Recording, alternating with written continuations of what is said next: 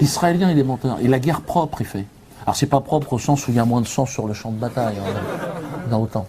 Il faut des bottes, sinon t'en as plein les chaussettes. Mais c'est propre au niveau, je dirais, moral. Après plus d'un an de guerre à Gaza, la Cour pénale internationale a émis des mandats d'arrêt à l'encontre de 3 personnalités. Le Premier ministre israélien, Benjamin Netanyahou, son ex-ministre de la Défense, Yoav Gallant. La CPI évoque les concernant, notamment le crime de guerre consistant à utiliser la famine comme méthode de guerre.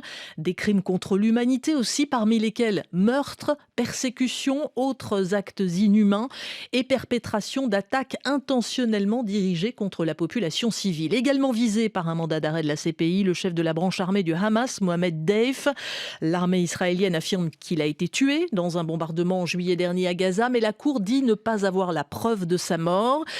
Et il est question donc pour lui aussi de crimes contre l'humanité comme le meurtre, l'extermination, la torture, le viol et autres formes de violence sexuelle, ainsi que des traitements cruels, des prises d'otages, atteintes à la dignité de la personne, le viol et autres formes de violence sexuelle.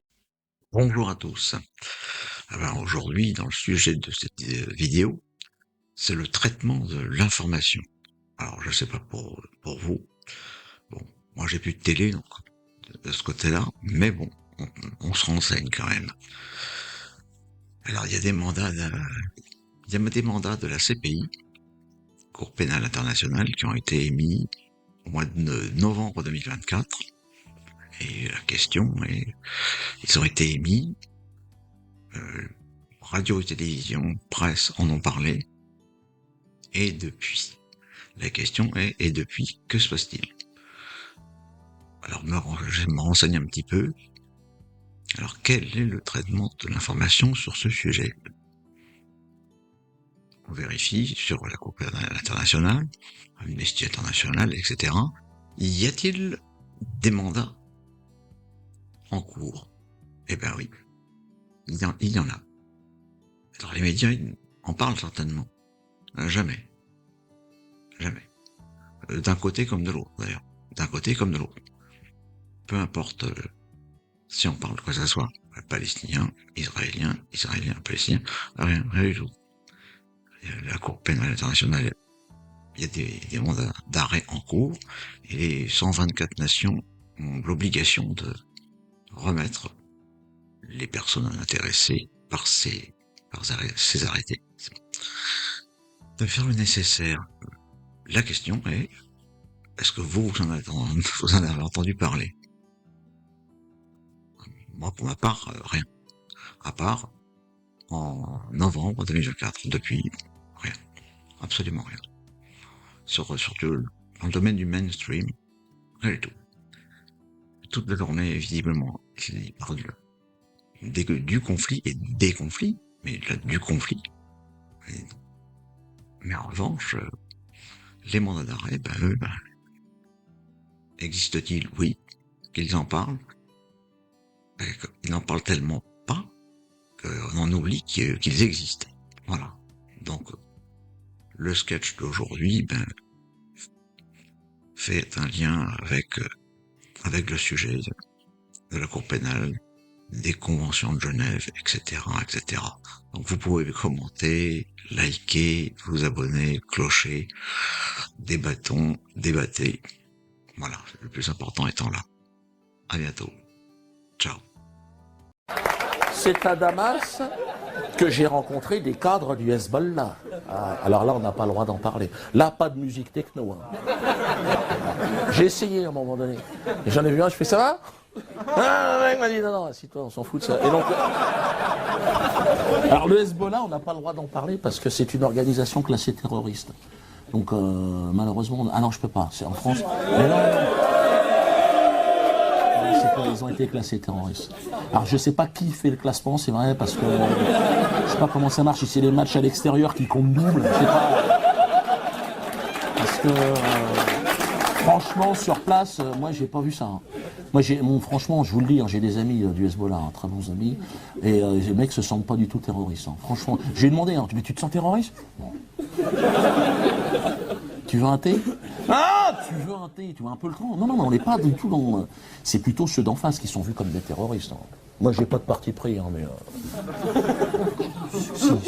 Si, attends, l'antitessionniste, comme ils l'appellent là-bas, hein. Attends, ils sont méchants. Moi, j'y suis allé après des bombardements. Les mecs, ils bombardent tout le monde, là. Comme ça, on sait pas. La guerre préventive, ils en plus, toi, les mecs, les faux culs, les menteurs. Guerre préventive. Le mec, il balance tout ce qu'il peut, il n'y a plus rien. Hein. Mais c'est préventif. L'Israélien, il est menteur. Et la guerre propre, il fait. Alors, c'est pas propre au sens où il y a moins de sang sur le champ de bataille. Hein, dans autant. Il faut des bottes, sinon t'en as plein les chaussettes. Mais c'est propre au niveau, je dirais, moral. C'est-à-dire, l'Israélien, il va faire la guerre. Ça va. Ça va, Moshe, qu'est-ce que t'en penses? Elle est propre, cette guerre. Et puis c'est propre quand t'es dans l'aviation de Tsahal, parce que t'as même plus besoin d'être dans un avion, c'est des drones. T'es chez toi, c'est ton bureau, c'est propre, évidemment. Hein, t'as un joystick, une coupe de champagne. Une seconde, Rachel, je suis au-dessus de Gaza, chérie. Mais oui, je balance du phosphore blanc. Ramène-moi des pistaches.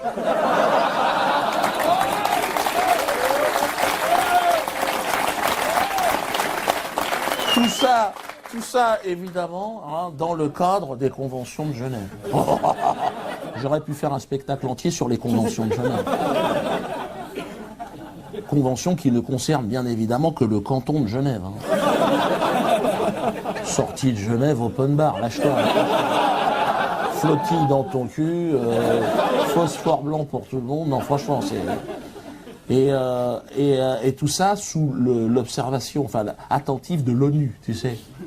L'ONU. Des collègues humoristes à moi. Hein. À chaque fois qu'Israël est impliqué, je regarde l'explication de l'ONU. À chaque fois, ils interviennent à un moment donné chez moi. Je taisez-vous, il y a l'ONU qui parle. Enregistre. Mec, bien habillé, le gars il arrive. Non, cette fois-ci, non. Je crois qu'il faut quand même arrêter. Hein? Ça va, j'ai pas été trop... On se retrouve à la cantine, d'accord. Et alors, l'expression tout en haut, au-dessus, il n'y a personne. Hein. Devant laquelle tout le monde se couche, tout le monde se prosterne. Le crime contre l'humanité.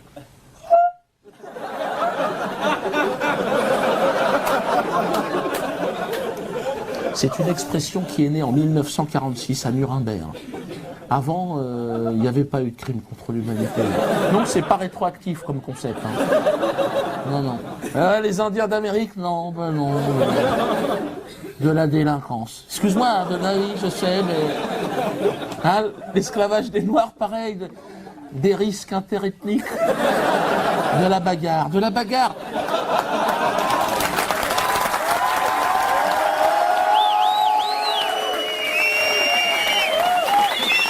Le crime contre l'humanité, 1942-1944. Oui, jackpot. Alors, je sais, certains vont me dire, Dieudonné, attention, est-ce que ce genre de discours devant un public pas averti, est-ce que ça n'est pas incité à la haine, antisémite? Non, je ne suis pas antisémite, que les choses soient claires. Hein, donc toi, ça te fait marrer. Non, je suis pas antisémite. Déjà, j'ai pas le temps. Et c'est ce que je disais. C'est ce que je disais à un passant juif l'autre jour que j'ai croisé. Enfin, je pense qu'il était juif. Le mec avait une kippa, hein, donc à moins que ce soit un jeune humoriste qui se lance. Et le mec m'a capté immédiatement. Il m'a vu, tu sais. Il est en liberté. Qu'est-ce qui se passe? Alors moi, c'est vrai, comme je suis un peu taquin, tu sais.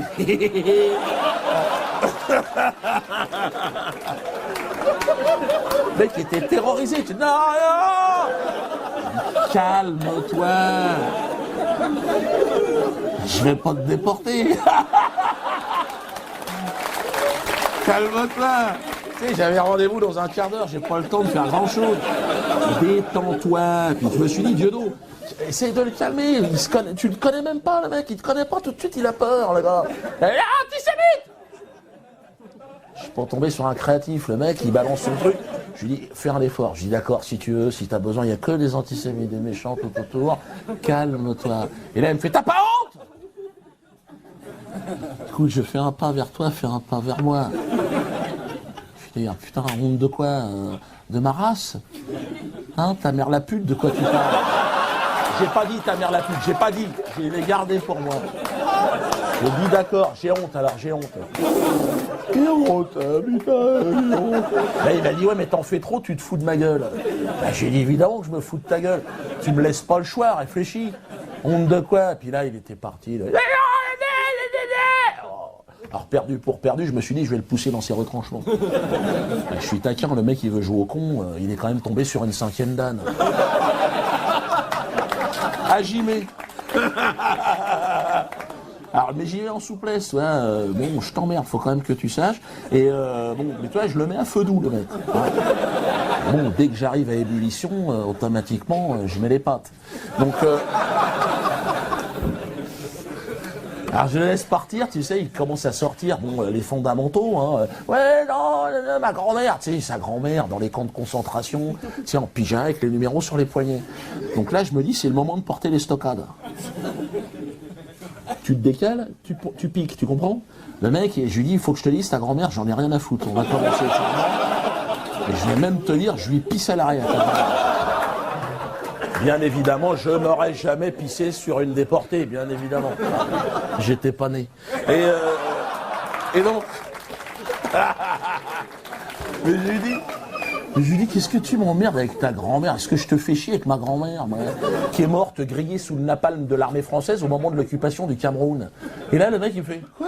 Je te parle de ma grand-mère?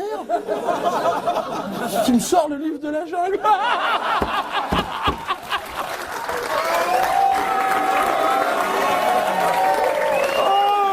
Il lui dit, bah oui, mais Balou, il est pas content, Balou. Il en faut peu pour être heureux. Là, j'ai pas le compte. Là, le mec, il était, je te jure, il cherchait de l'oxygène. Il était là, il cherchait un regard complice, ouais. Et pas de chance pour lui, il tombe sur un mec qui m'avait reconnu, un touriste algérien en vacances à Paris. Il n'aurait pu mieux tomber, le mec. Le mec m'a reconnu, pensant que je discutais avec un copain. Il arrive, il tend son appareil, il dit « Tu peux nous prendre en photo ?» L'autre, jamais, les antisémites. Bon, là, on était partis, on jouait en double.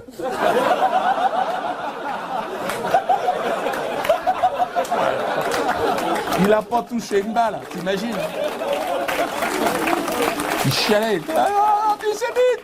Le mec, il était dépassé, toi. Il s'est aperçu que la rue, c'était pas les plateaux télé. Hein. Ah ben dans la rue, t'es pas chez Drucker, hein. C'est pas pareil, ça se passe pas comme ça. Là, c'est clair que le mec... Puis alors, j'ai bien senti, normalement, c'est vrai, un juif, tu sais, qui dit antisémite, comme ça, normalement, les gens... J'avais vu ça chez Ardisson, le chantage à l'antisémitisme. C'était Besancenot qui s'était fait choper par la commandanture. Le gars, tu sais, en plus, il avait rien dit, le gars, tu sais... je crois quand même, en Palestine, des fois, on sait pas tellement... Et en face, il y avait un mec du CRIF, toi, un 5 étoiles, le mec au-dessus, c'est Jérusalem. Et le mec, il a dit antisémite!